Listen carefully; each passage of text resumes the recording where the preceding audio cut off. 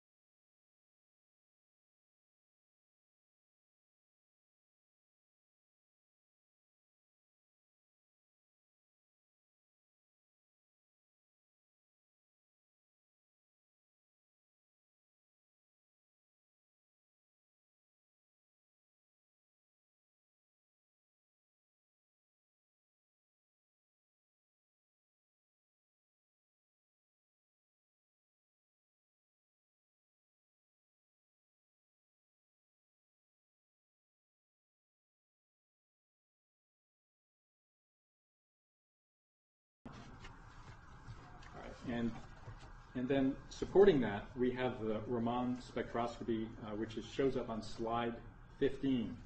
And we have 2 graphs here.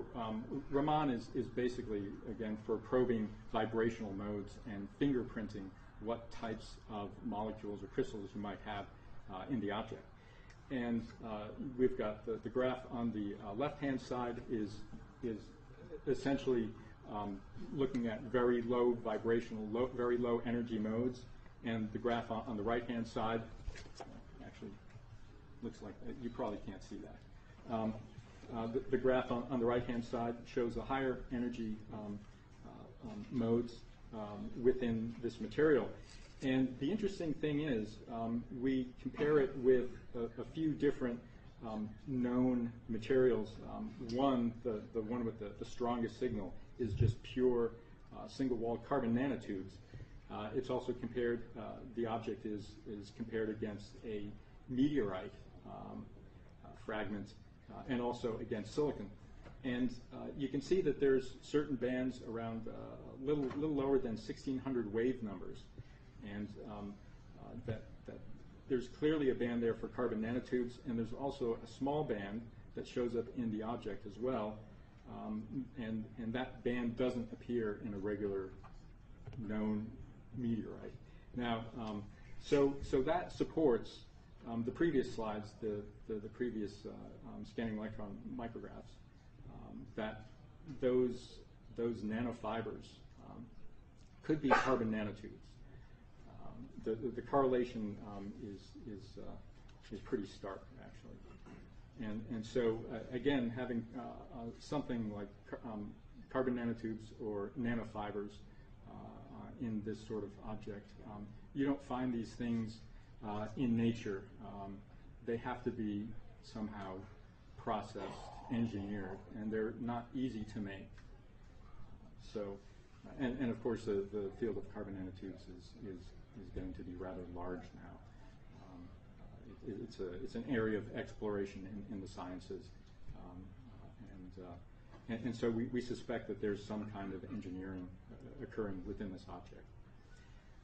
The ICP mass spec, the mass spectrometry, which also gives some kind of elemental analysis and even can offer some kind of isotopic ratio analysis, also showed some unusual data. And essentially, and this is on slide 16, because of the presence of gallium, germanium, platinum, ruthenium, rhodium, and iridium in the combination in which these elements show up,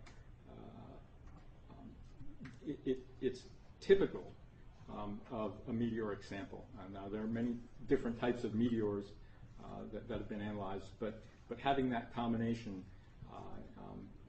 and the concentration combinations of those elements indicates that this might be a meteoric sample or something along those lines. Also, there was a deviation of nickel. This is looking, a deviation of nickel from terrestrial isotopic ratios that the analysis lab couldn't explain, and it requires further study. And so the combination of all these things, if we go to the conclusions, the combination of all this data indicates some kind of unusual engineering within this object. And elemental analysis indicates it's likely non-terrestrial. It could be meteoric, possibly. It could be something else. The SEM and Raman analysis indicate carbon nanotubes in the object. To date, carbon nanotubes have not been found in meteorites. There's one meteorite that's been analyzed that showed some kind of carbon onion structures or something resembling buckyballs, but nobody's ever found anything resembling carbon nanostructures or threads or fibers. So this is unusual in itself. And of course, the electromagnetic emissions indicate possibility of a functional device that may serve to monitor or control. Now, all this analysis that was performed on a relatively low budget, and to really do a very thorough analysis, we need more money to do this work just to pay for the analysis itself. And there's many other analysis that we could do that might show some kind of a circuitry or some kind of structure similar to some kind of an operating circuit. And so we need to be able to perform those analysis and pay for those analysis and go through the whole entire analytical process in a much more thorough manner. I think that's it. Okay. Yeah. Stay right there. Do we have any questions at this time about this? This is very sophisticated stuff. Tom Vallone is a very sophisticated guy. The two emissions in the megahertz and gigahertz frequencies, you didn't indicate the wattage that might be measurable. Also, is this energy harvesting that's actually powering those emissions? Because there's no battery board, right? You're right. I mean, we really don't know. It certainly could be, and it would make sense. I mean, to power a device over the long term requires some kind of energy harvesting, and there's plenty of energy sources within the body itself, either thermal, vibrational, electromagnetic as well. But you didn't measure the radiation.